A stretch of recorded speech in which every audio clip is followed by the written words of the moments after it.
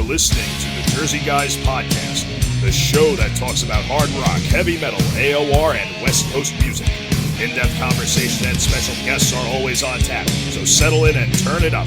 Now, here are your hosts, Tom and Mark.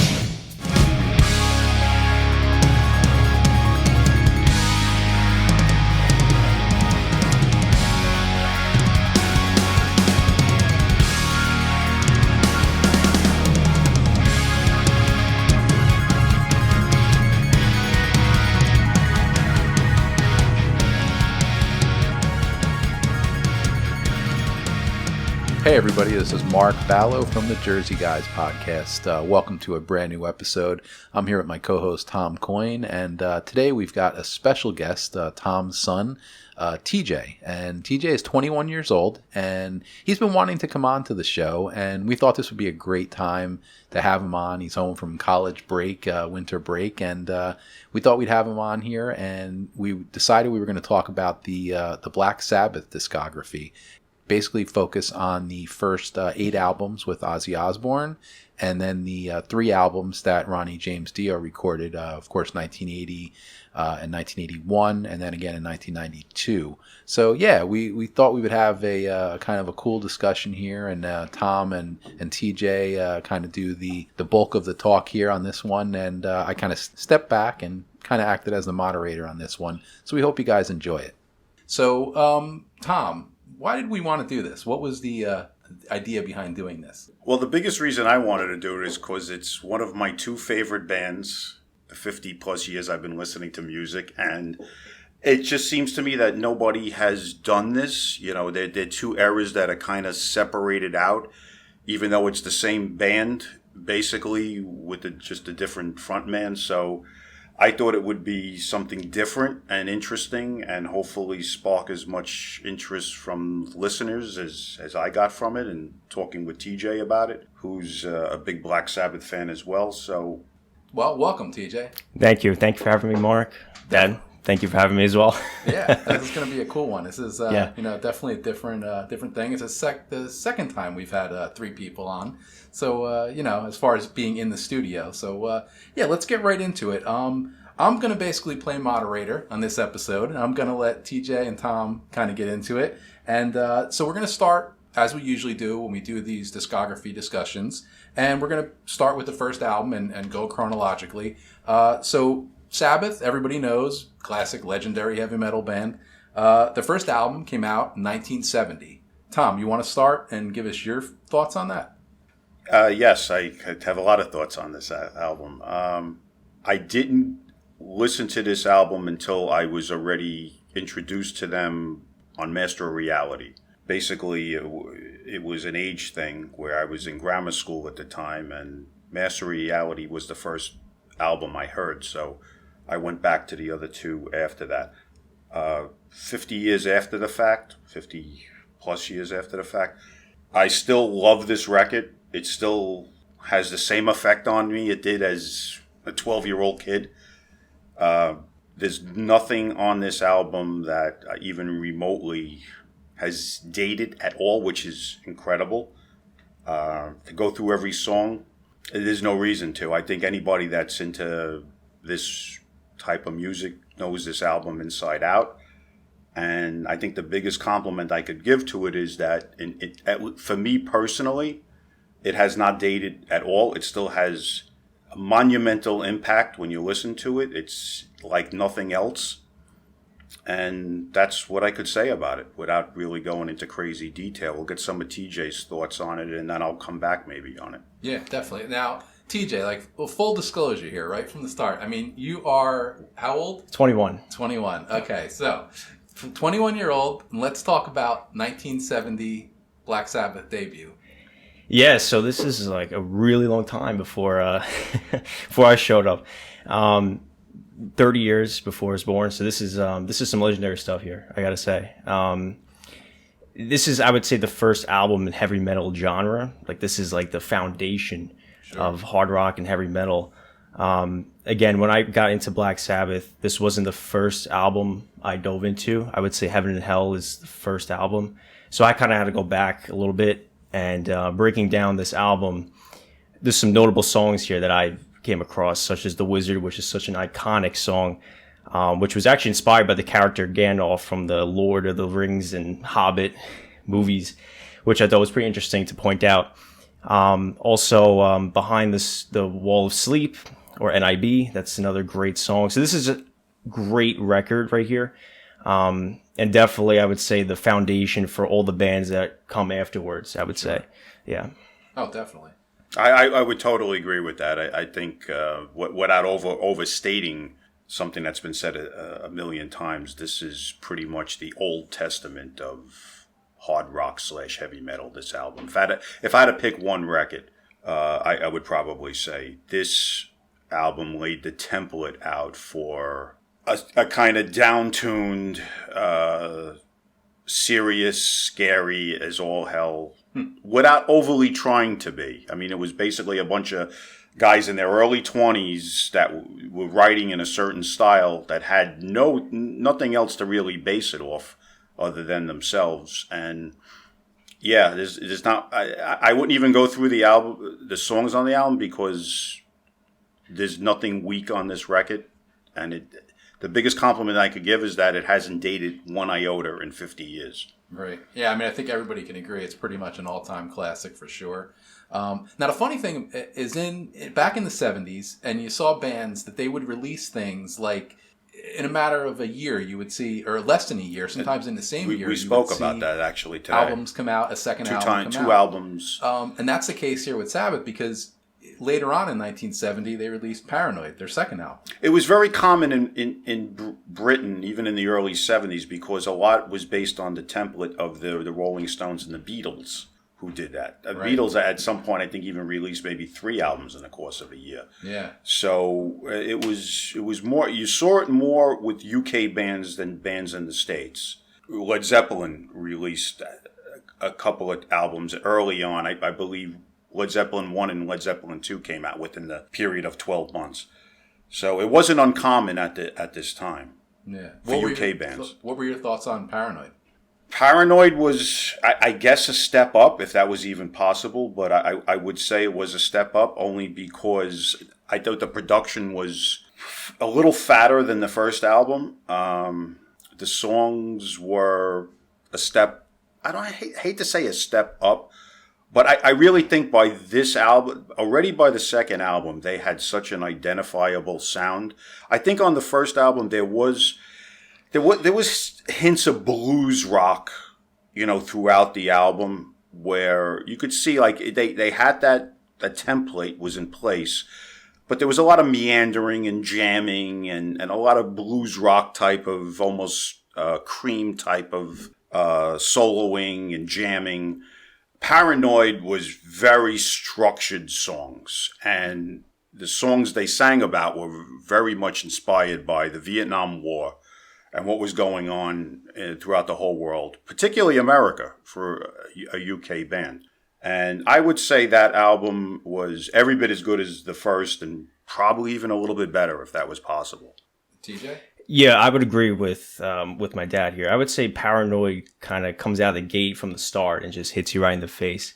Unlike the first album. The first album is such a dark album, especially with the song Black Sabbath itself, which starts out with the bells tolling and the rainfall, all that stuff. But in Paranoid, I feel like they take a step up, especially with the song Iron Man. Great song. And like my dad said, a lot of the songs in this album talk about anti-Vietnam War stuff that was going on in the United States in the 70s. Especially the song War Pigs, which is about the U.S. government and sending troops to fight their wars for them. Not so much the politicians getting their hands dirty. That's a direct quote from the song, their hands dirty. Also Electric Funeral, which is a song about, nuclear warfare, how it could end the world. And, the song Iron Man, which is about a time traveler that goes into the future and sees the apocalypse, and then he comes back and tries to warn the people, and the people don't listen to him, so he turns against his creator. So it's just a great album to dissect the words and the meanings behind all the songs, which is something I love to do whenever I listen to new songs. So I really think Paranoid takes a step up from the first album, and it's a lot more heavier in my opinion, and it's one of my favorites, I would say. Yeah. Definitely. Now you're very much a vinyl guy, right? Yes. Yeah. So how did you get kind of settled on saying, hey, I wanted to listen and enjoy this stuff on vinyl? So my girlfriend got me a record player a couple of years ago. One of those like record players you could like fold up and like, take around and like, plug in everything. It has a Bluetooth and everything. It's this little cool machine. So my dad started getting me records, and I kind of just like, dissected a lot of the stuff that he was giving me. And, there's a lot of stuff. I even have Paranoid vinyl that he gave me, and there's some other stuff on here too as well, Heaven and Hell. And, there's some good albums that he gave me that I'll just listen to in college. Like I'll kick back and just sit in my room and blast the stuff on the vinyl and, turn up all the way and really listen to the meanings behind the songs. And, it's such a great thing to do, especially when like you have downtime, just to sit back and really enjoy hard rock, heavy metal. And there's no other band better than Black Sabbath, in my opinion. There you go. Well, now the following year, after the first two albums in 1971 comes along, and Master of Reality comes out. What are your feelings on that? It was a great follow-up to the second album. This was the album that I first got into them on. I was in the 8th grade. And I was 1 year old. It makes me feel great. You were a year old, and TJ was 30 years, not even. Wasn't even a thought yet. Right, and I was already a year away from high school. I love this record, and when we do at the end what we usually do with our breakdowns of how albums rank, the only reason this album doesn't rank maybe as high as I would have liked it to, or people would have thought it, when they listened to this, maybe thought it would have. It's kind of a very short record. It's got 8 songs. 2 songs are barely a minute long intros. The song Solitude is, it's kind of like background music. It was, I think, something, for the early 70s, if you're smoking weed and, drinking and, kind of out there on another place. So, like, for me personally, like, even then and now, it really breaks down to 5. For me, it's a 5-song record. So, in today's day and age, or maybe even as, going back into the 90s, this would have been an EP. Those 5 songs on this album are great. They're as good as it gets.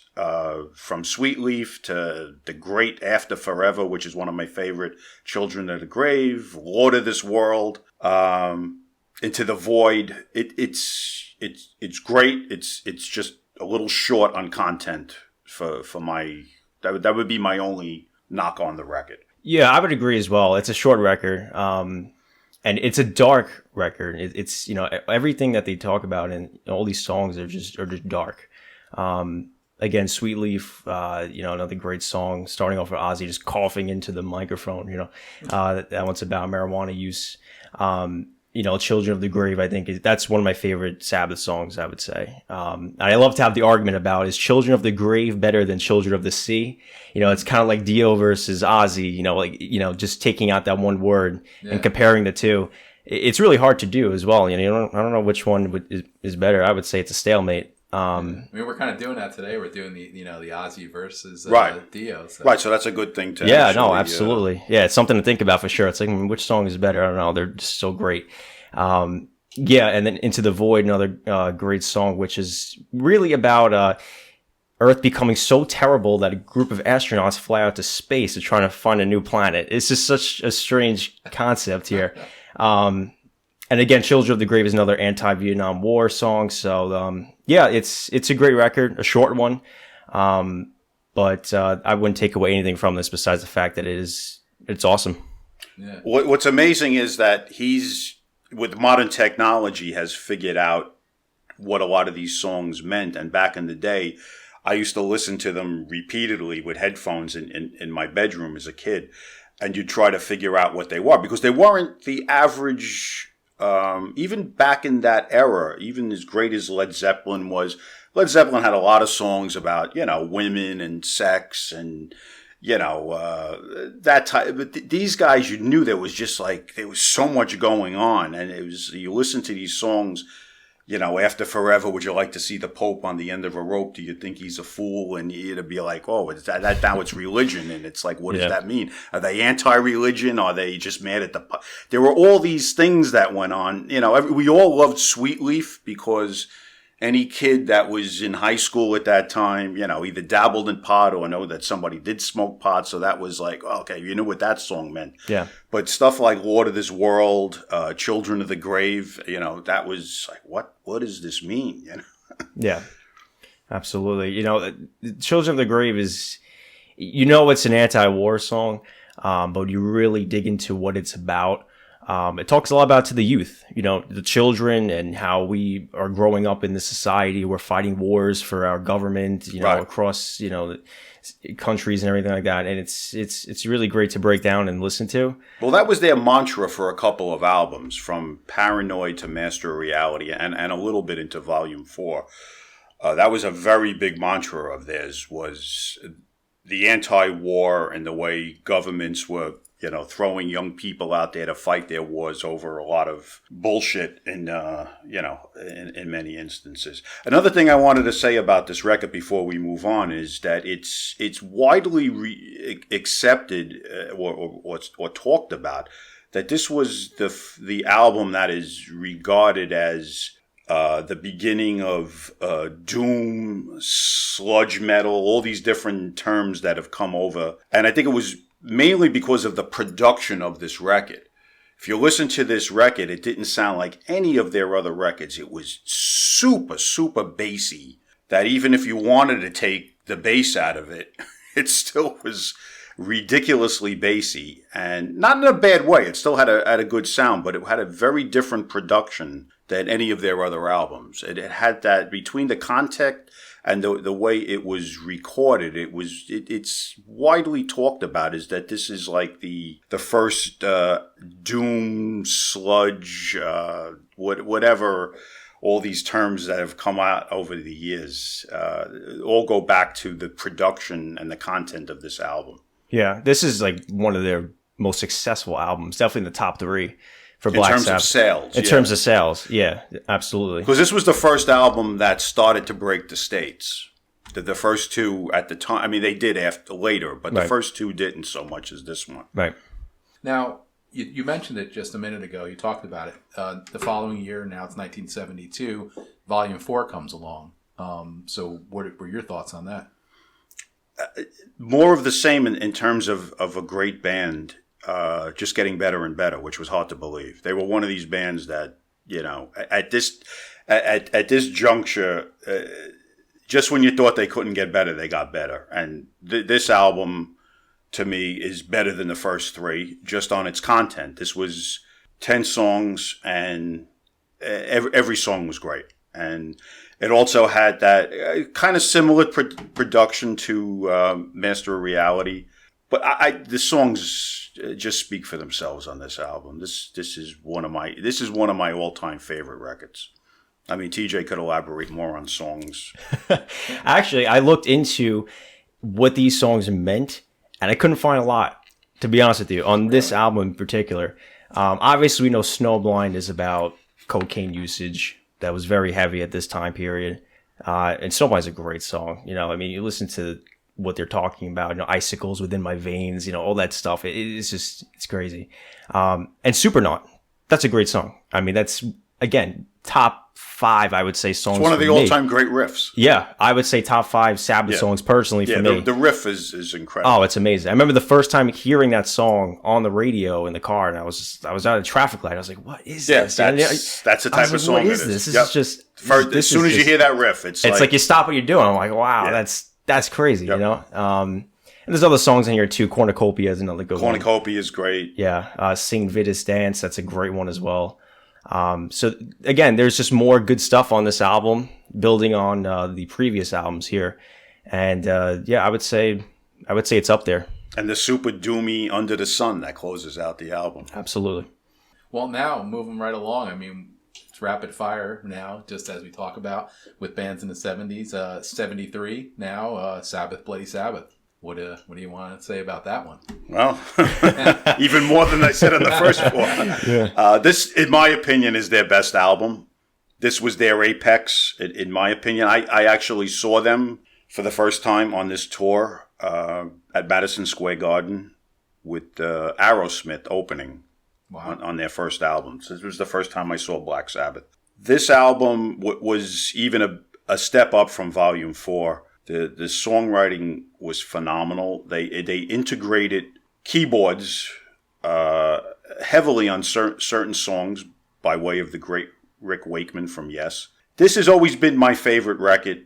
Is just absolute perfection. The songwriting is really deep, not so much doom and gloom and war-ridden and all of that as previously, but really deep songs, great hooks, and a little progressive elements in some of the songs. National Acrobat, Spiral City Architect. I mean, that closes the end of the album. Who Are You was different for them. And then you had the typical super catchy, in-your-face songs like Killing Yourself for Live, Sabbath, Bloody Sabbath. So it's this album was, it was just absolute brilliance. Yeah, absolutely. A lot of these songs I knew of, Sabbath, Bloody Sabbath, Sabracadabra. But then my dad told me, I would say recently, within a year, he had said, check out the song Killing Yourself to Live. And let me know what you think. I was like, okay, don't know anything about it. And I knew it was on this Sabbath, Bloody Sabbath. I'm like, it's interesting because I probably should know that song. It's on such a great record. And I listened to it, and that song is just amazing. Which is weirdly written about Geezer Butler being in the hospital because he had kidney problems due to heavy drinking. So he was killing himself to live. So it's pretty interesting to look at that. But this is a great album. This is in my top 3 in the ranking. Spoiler alert. Yeah, I mean, this is so much to break down in this album. National Acrobat, which my dad had mentioned, Sabracadabra, Sabbath, Bloody Sabbath, the title track, and Killing Yourself to Live. I think they're just getting better and better as the years go on. This is just a and Spiral. I mean, it's Spiral. I always call it Spiral City Architect because he says that in the song. But Spiral Architect is just such a great song, and it's not real heavy. It's just such a well written song, and it's just tremendous. Yeah, absolutely. Now, I talked about how we were going kind of, or the band was going sort of like, rapid fire. But there's a year in between because the following album, Sabotage, doesn't come out until 1975.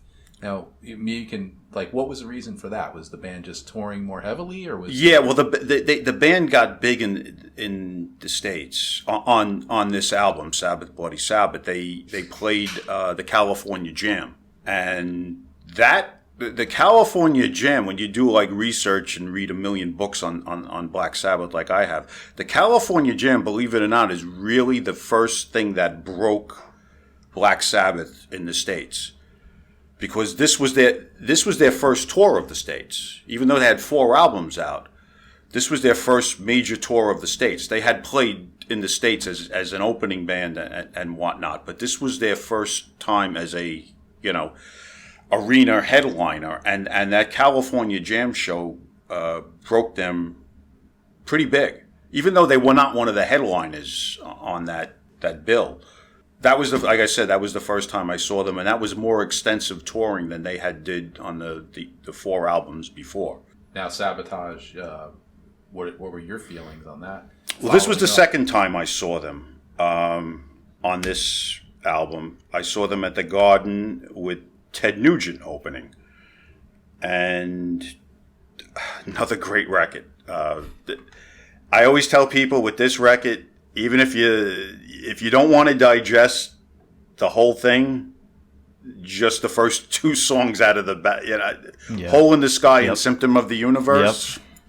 Yep. It's 2 of the best songs they've ever written. I don't think there's ever been a 1-2 punch, like that. And the whole album is great. Megalomania is great. Thrill of It All is great. Yeah.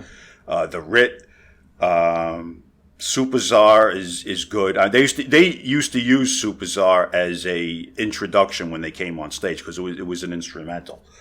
The only thing I really never liked on this album was Am I Going Insane, which is just like an Ozzy drone that just goes on forever. But it doesn't change how great the record is. It's more brilliance. Yeah. Hole in the Sky. I mean, this is a song that how many times, Dad, do I tell you, like, Right. this is just another riff, amazing. Yeah, one of the greatest riffs no matter of all how many time. times I listen to it, I say, oh my God. And the production on this was tremendous. so big. The drum sound and the guitar sound Yeah. on this record was so massive, especially for that time. It was incredible. Yeah. Symptom of the Universe, I mean, that's a song that right out of the gate with the riff is amazing. Yeah, and it goes all the way to the end, too. It's got some of their best songs on it, this album. This is a real heavy album. Very heavy. Very heavy. Yeah. And I would say this is just a great album. It is. I mean, there's no way around it. So Hole in the Sky, interesting song, like I said. So it's one of my favorites. Looked into what does this song mean? It's something about a hole in the sky. I mean, what does it mean? So it actually means something about life in prison. It talks about a prisoner that's in his jail cell, doesn't have a view, he's living rent-free. So I thought that was interesting to point out because this is a song that no matter how many times you listen to, it's like, what the hell is this about? Same thing with the other songs here, The Thrill of It All, Symptom of the Universe. I mean, this is just very deep stuff. writing on this album. I mean, this was, I think whatever this lineup had to give, it was, squeezed out on this record. Yeah. So now we follow up the following year. Now it's 1976, and we have Technical Ecstasy. Well, this was not a classic. This was, if you're on Facebook like we all are and you read the constant comments of people's and opinions, and what I always would like to know when people make opinions is how old they are. It kind of makes a difference for me. If somebody's telling me this record is great, and it's not great. It's different from what they had done. It's a very weird production because the accentuation on the drum sound and the bass sound wasn't there. Who was the producer on The this producer on this was produced by them. They produced it themselves, yeah. Is this the one that they did in Miami? Yes, this is, recorded in Miami Beach. Right, they did this in Miami. They did it themselves, and the production showed that they did it themselves. It wasn't very good. Unlike most of their other stuff. I don't like this record at all. Backstreet Kids it's a throwaway song. You Won't Change Me was kind of ballady. It's All Right. Bill Ward sang that song, and it was all right. Gypsy, all right. All Moving Parts Stand Still was a pretty good song. Rock and Roll Doctor is terrible. She's Gone is terrible. Dirty Women was a great song. Yeah, that's a great song. They added that into their set live on the following tour. It was like the only song off this album that made it into their live set. It had one great song on it, which was Dirty Woman, which they say, oddly enough, they saved for the last song. Yeah. It's kind of I think it's funny that, your opinion on this one now, because you're a guy that obviously you were living this at this time. Right. This was, you were seeing the band live. Right. You were of that age. Right. But I want to now hear, TJ's thoughts on this one, because, you obviously are coming from a different vantage point with your age. I would say this is the beginning of the end for the Ozzy period. Okay. Heavy drug use at this point. I mean, it's really apparent starting in this album for them, the drug use within the band.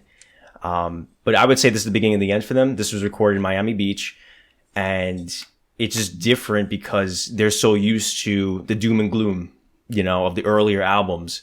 And I think that recording in Miami Beach changed something within the band, and it gave them a very commercial, mainstream sounding. Absolutely. They were trying to sound, and this is true. Tony Iommi has said that he wanted to sound like Foreigner and Queen in this album. And I don't know why they would do that, but it did not work. Yeah. Definitely did not work. But the sound of rock at this time, 1976, was changing as the 80s were approaching.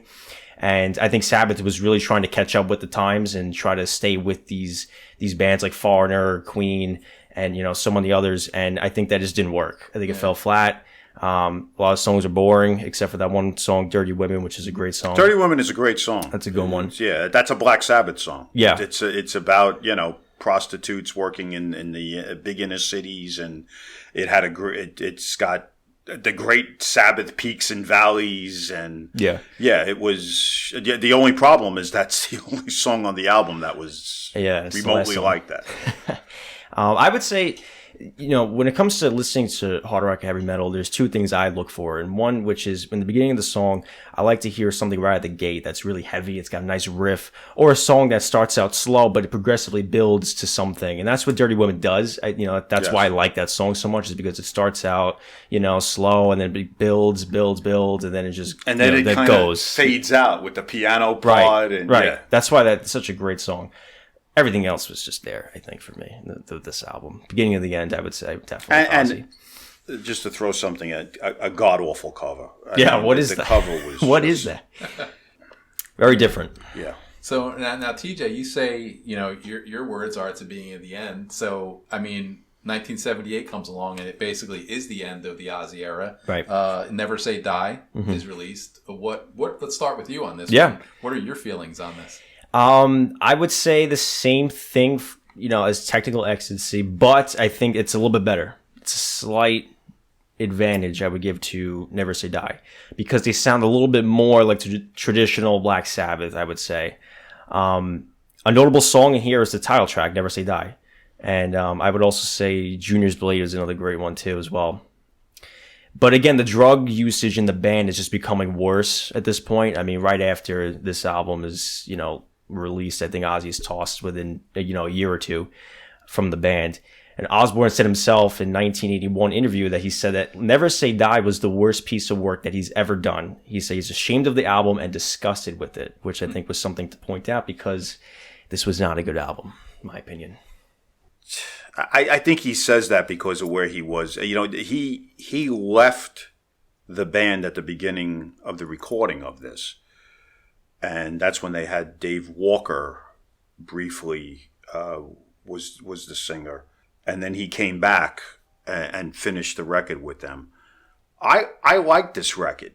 Do I like it as much as the first 6 records? No. Do I like it better than the record before it? Absolutely. I thought there were some really good songs on this.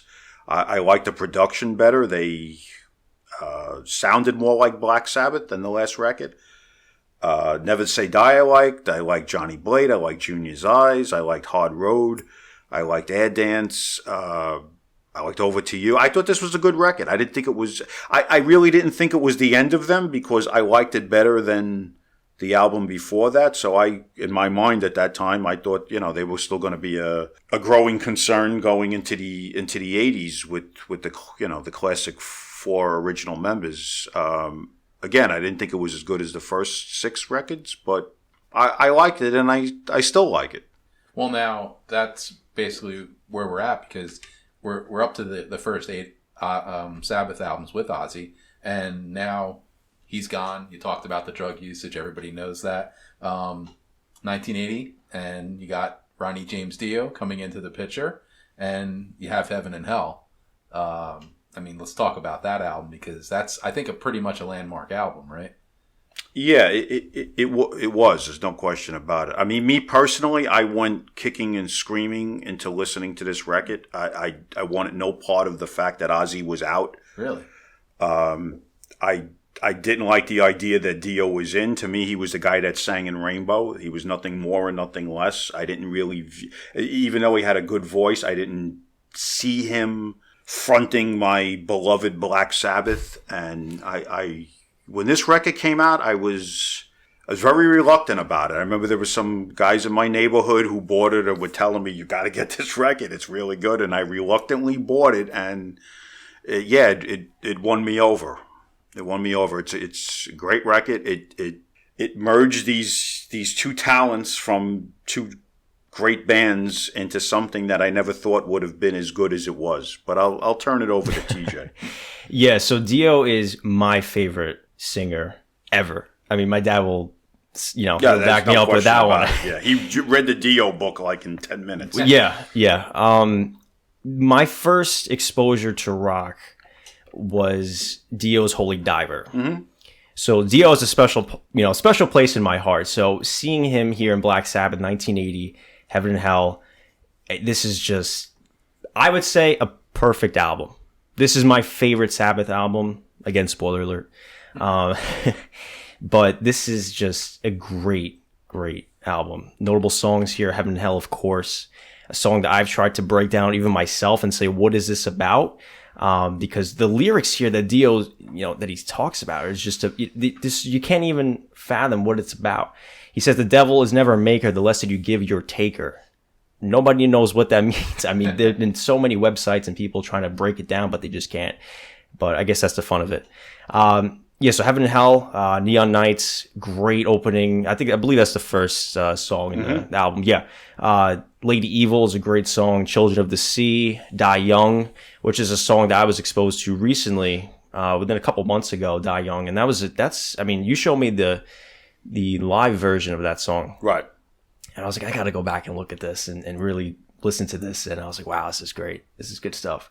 But yeah, when I read the book that Dio put out and he talks about, joining Black Sabbath in 1980, he was nervous. He was like, I'm taking the place of Ozzy. And he goes, Ozzy's not a good singer, but he's a good frontman, that's for sure.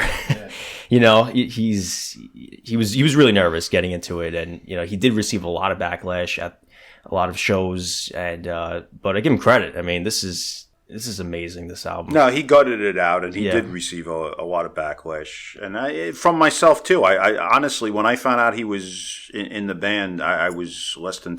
I was very unhappy that Ozzy wasn't in anymore to begin with. Yeah. And little did I know, it was the best thing for Black Sabbath and Ozzy that it broke up. But did you see the band live? Yeah, I saw the Heaven and Hell tour with Blue Oyster Cult. It was called Black and Blue. I saw it at the Nassau Coliseum. The famous one. Yeah. I think it's also good to point out this is the third highest selling album for Black Sabbath, behind Paranoid and Master Reality. So very quickly, I think Dio rose to the occasion. Yeah.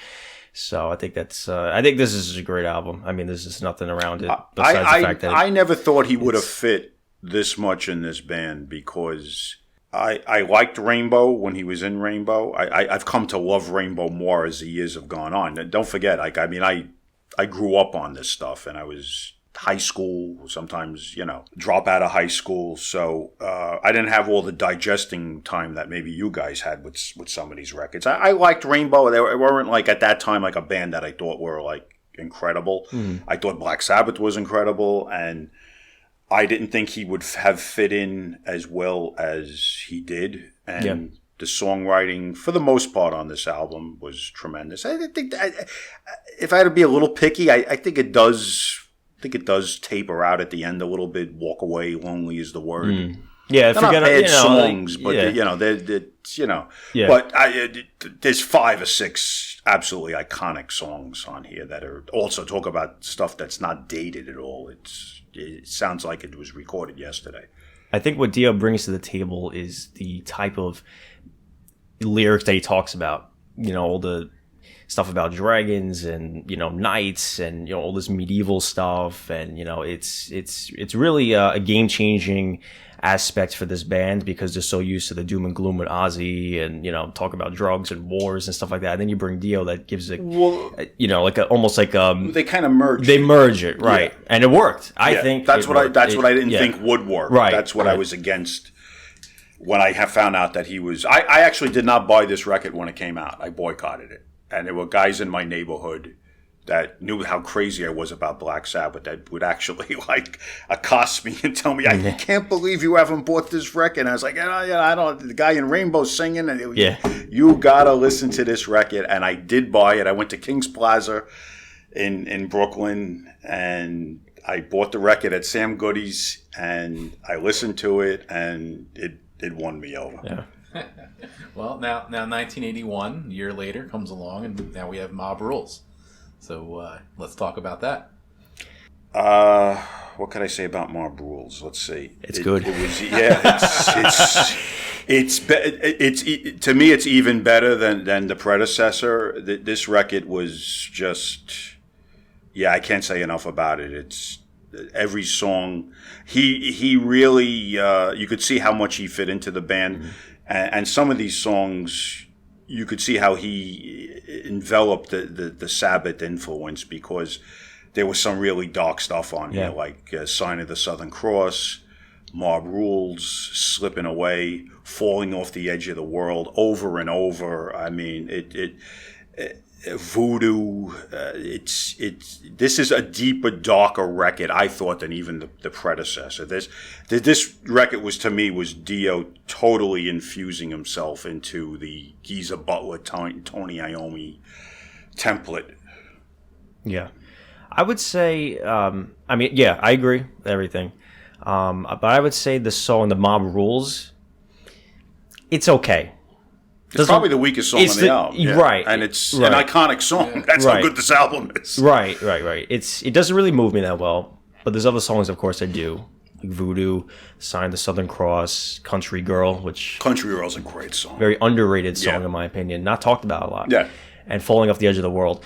A lot of common stuff with all these songs is the fact that they go up and down, right? There's those, the periods of time where, it's very low, and then it builds. This album really harkens back to the early Sabbath stuff, where they have these dramatic time changes, where you're led in a direction, and then it just kind of stops, and then Iommi pulls out a riff that had nothing to do with the other part of the song, and then brings it back to that original part. Right, and throwing in Dio's voice in there only makes it that much better. More powerful. But yeah, there were more time changes like that than probably going back to like the second or third albums. Yeah, I would say Heaven and Hell is a little bit in my opinion, slightly better than this album, but this album is still great.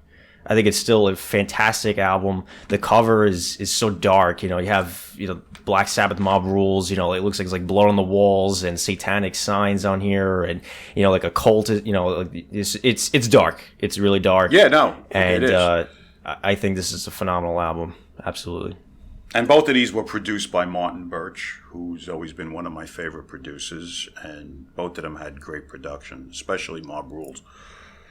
Yeah. Well, now, since we were talking about the whole, episode here that we're doing is basically the original Ozzy, era of Sabbath, and then we're talking about the Dio era. Now, there was obviously, the two albums. We've got Heaven and Hell and Mob Rules in 1980-81, but, obviously there's a break now where, other singers came into the band over the years. We know about 1983. We had Ian Gillan come in for an album that a lot of people don't really like that album. And one of them is sitting right here. Yeah, I know that. You had Glenn Hughes in for an album. You had, the Tony Martin era, of course. But 1992, Dio comes back into the picture, and the band records Dehumanizer.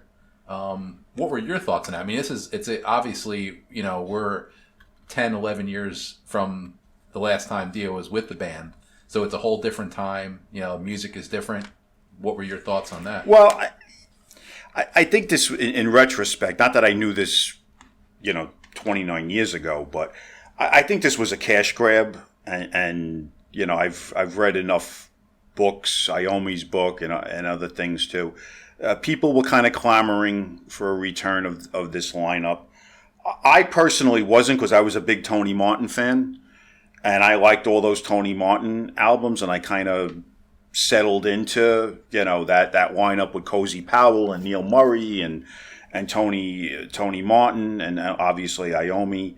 So I didn't find myself so much clamoring for a reunion with Dio. And the album itself the songs just aren't there. Again, if you go on Facebook and you go on all these pages, there are guys that worship this and think it's the greatest thing since sliced bread. I don't see it. I've tried to like this album, and even trying to like it, I don't particularly like it. I do like the last song, which I think is a real Black Sabbath-y song with a great riff. But I thought the production on it was very trebly and mid-rangey sounding, and I didn't like Dio's vocal style. It sounded very forced, like he was trying to be evil or trying to be, scary. It was just a very forced album, and in retrospect, I think it was a bunch of guys that really didn't have great material to offer, but knew the record at the time would do good, which it did, and they'd get a good drawing tour out of it, which they did. And in reality, I think it was kind of a cash grab. Yeah.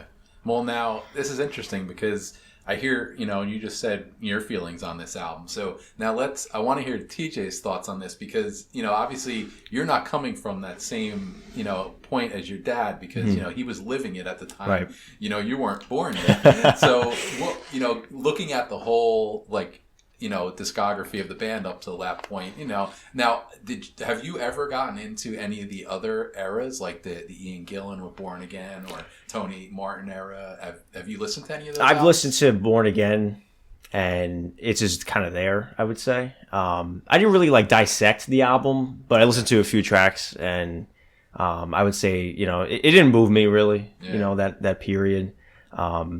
Now, yeah. I tried to get him into Tony Martin.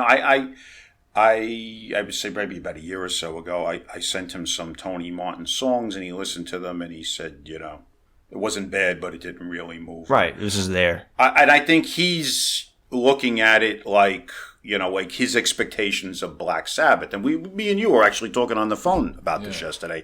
A lot of that stuff isn't overly Black Sabbath sounding. It kind of... Right.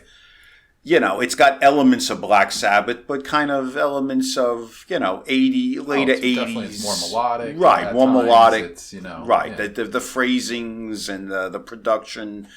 So I hope to, down the road, get him into that Tony Martin stuff because it is really, really good. But it's, we've talked about that, and I've talked about it with him also. It's not true Black Sabbath. You had one original member in the band, but...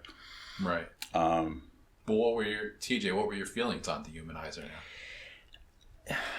It didn't move me either. I'm not a fan of it at all. I feel like Sabbath is trying to keep up with the 90s sound, that punk metal. That's kind of the feeling I had from that. It's funny. He said that to me and I never thought that. And we listened to the record tonight before you came over. Yeah, we did. And I haven't really paid attention to this record for, probably 25 years.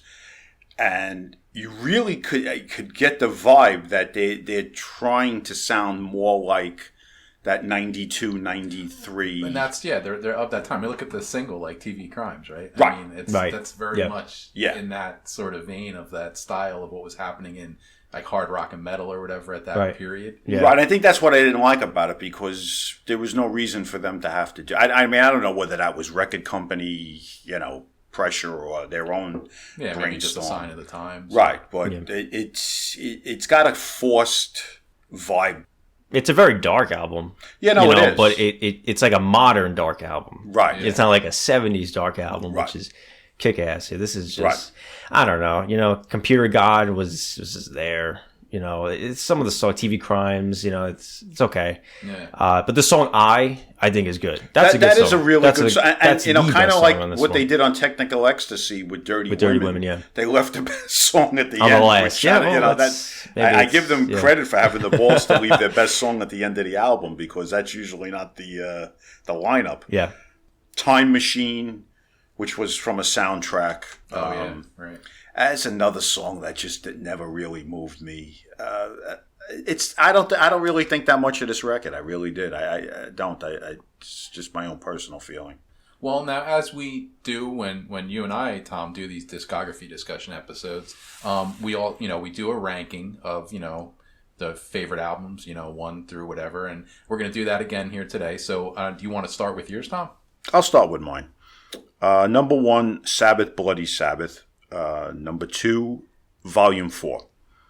Number 3, Mob Rules. Number 4, Heaven and Hell. Number 5, Paranoid. Number 6, Sabotage.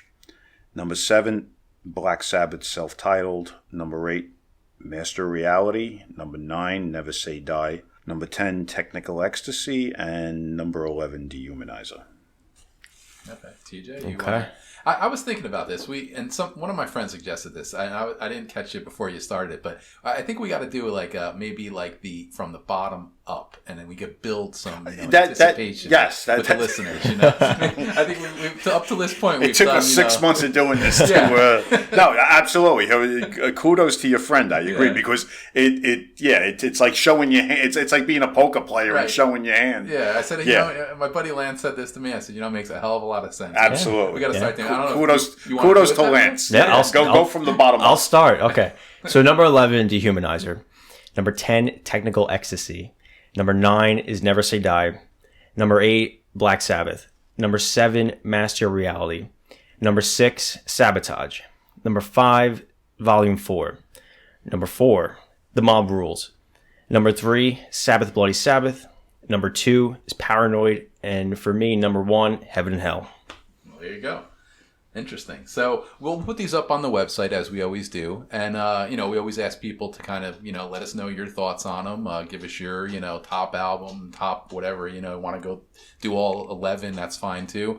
But yeah, this was a good episode. I think it was interesting because we had the father-son duo here, the little give and take. Hopefully we'll have them back soon. Definitely. Yeah. That was it. That's the episode. Black Sabbath, original Ozzy era versus the Dio era. So that's another episode. We hope you guys enjoyed it. Check us out on, obviously we're all available on Spotify, Apple Music. Check us out on YouTube and subscribe, become a member and follow us along on our Facebook page, follow along on the YouTube channel. And we'll see you guys with a new episode soon.